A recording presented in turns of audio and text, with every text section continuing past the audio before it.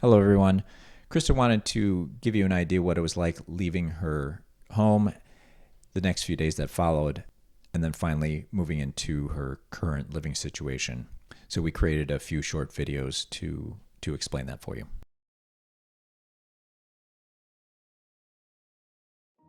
It was pandemonium. You can make plans all that you want, but what is that phrase that life is what happens when you're in the middle of making plans? I think that was John Lennon or something.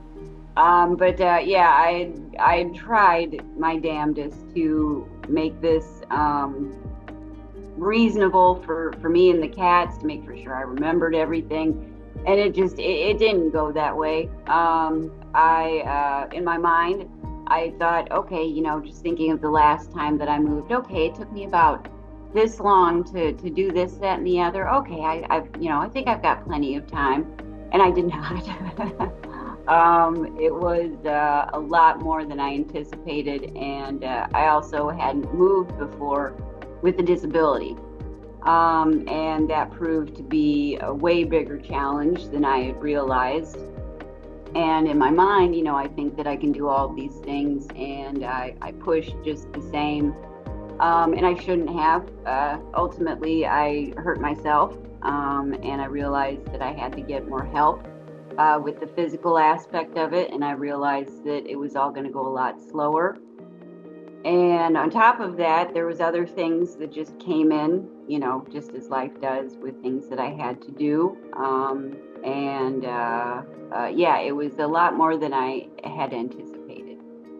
Um, there was a lot more stuff than I had anticipated. I knew that, years, because that was my home for 13 years. And I knew that, I had stuff to deal with, but I couldn't get help. I couldn't get social services, the resources that I needed for physical help with things. I couldn't get access to them for years. So I just kind of, because I couldn't do anything with it, I forgot. I just kind of ignored it, that it was there. But then when it was time to deal with it, that's when I realized that I had a lot more to contend with. And I tried so hard to get it all done, but ultimately I had to kind of throw my hands up at a certain point.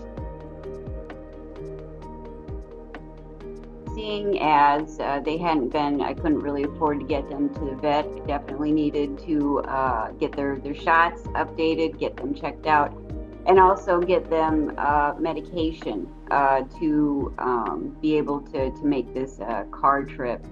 And I thought that having a vet come to the house would reduce the stress for them. That was fully my intention of doing it that way.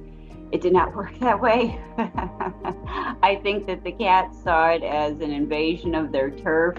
It really rocked their world for several days. They were very upset, and it broke my heart. I felt like it was all my fault. But ultimately, we got what was needed. They got checked out, they got their shots, and we got the medicine they needed. Now, I only have this amount of time. I've got to prepare myself and the cats to get us out of here. But in trying to do everything and having so much left, I'm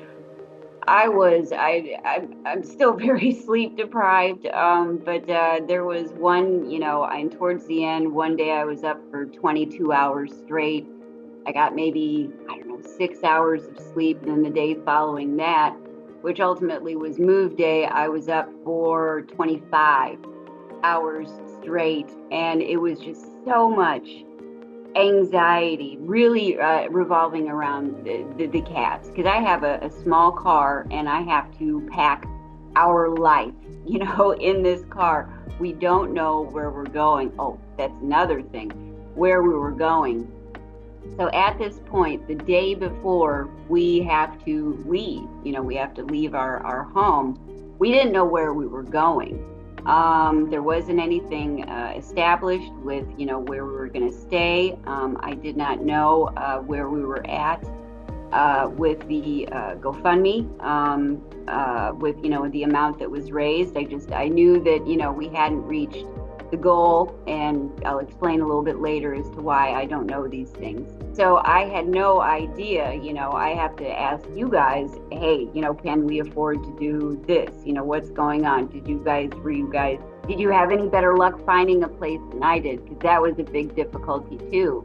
Finding a place that would accept pets, that was furnished, and just being, kind of short notice, that was really tough. And so collectively, we hadn't found a place and had to land on, excuse me, on staying at a hotel for a few days to just at least get us, me and the cats, out and somewhere.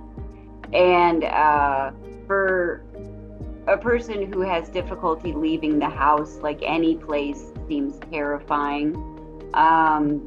I have only been to this area once, and that was for my honeymoon years ago. And I remembered the hotel that I stayed at fondly. And for my mental health, it was the best to go where I knew, go where I felt safe. So at least I could have that in my mind that, okay, it's not completely unknown. You know what it's like there. It's going to be okay with this, temporary place to get to a temporary place. So in a panic, I call and say, can we, I need a pet-friendly room tonight. Can we make this happen? And thank God I was able to. It was all very last minute. And as soon as that was settled, then it was back to the panic of, I got to pack this car. I got to drug my cats. I got to get myself okay with driving at all, because I'd just gotten my car back. That's another story for later.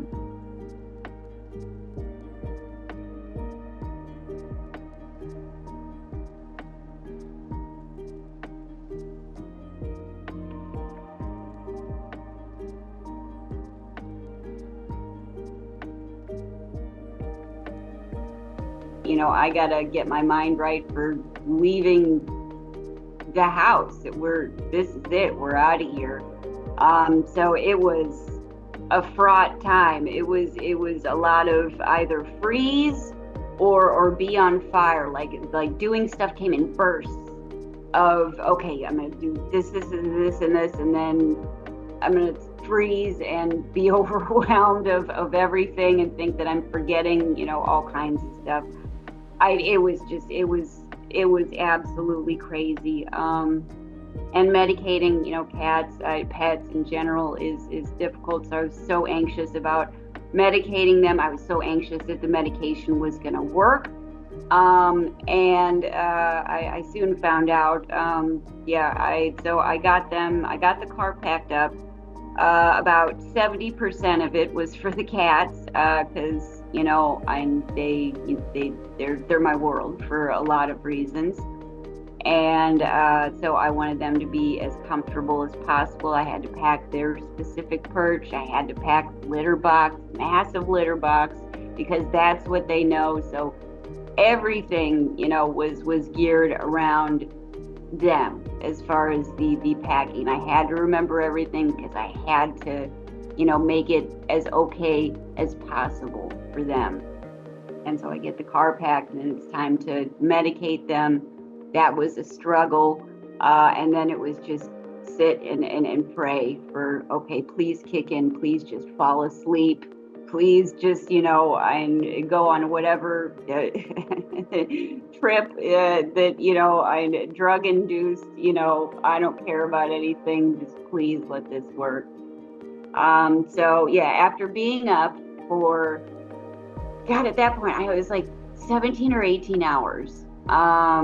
It's now 4:30 in the morning, and I've got to drive 3.5 hours to get to this hotel. It is dark. I am not, I don't know when the last time it was I've driven in the dark, and it was all terrifying, but at least the cats had their medicine.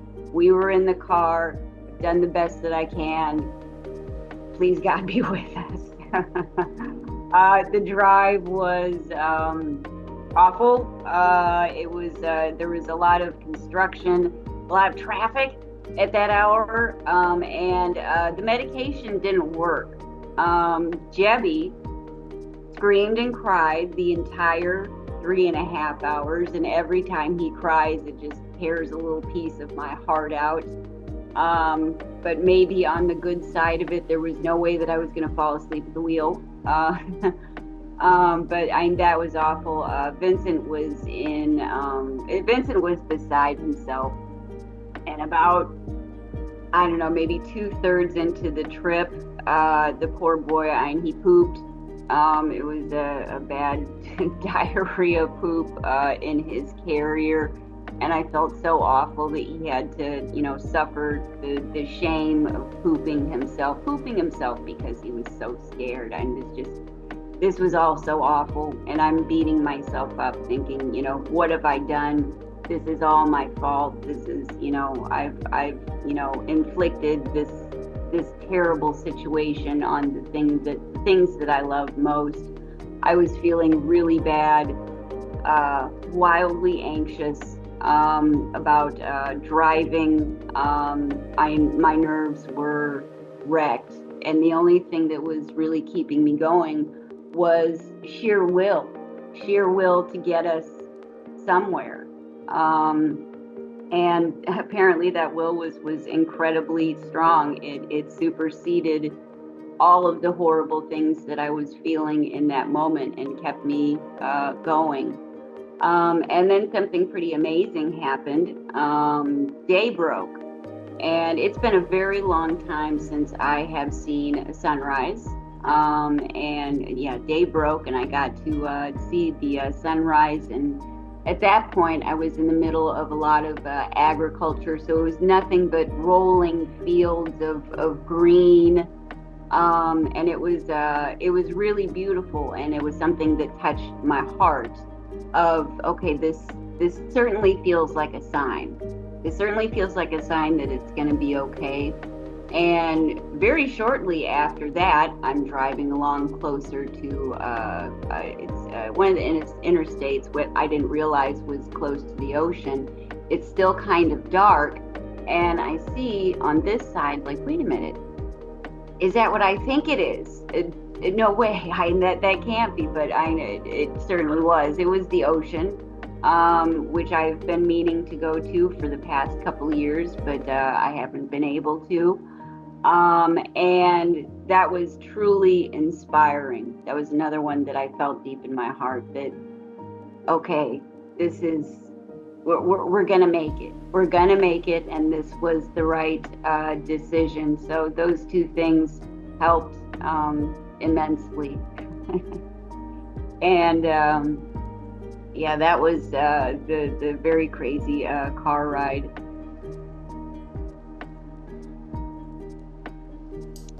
Well, I wish I could have left earlier, but that's when we were finally packed, and the medication was given.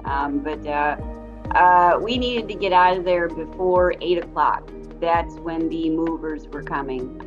It was very important to me to get myself and the cats out of the house before the moving happened, because for me, it would have been difficult because that's been, my home, and, the home that I've been shut in for a good chunk of 13 years. For the cats, that's the only home that they've ever known, period. And I could not bear the thought of them seeing the only home that they've ever known torn apart. So yeah, that's why it was imperative. That's why no sleep for me. We got to get out of here and just suck it up.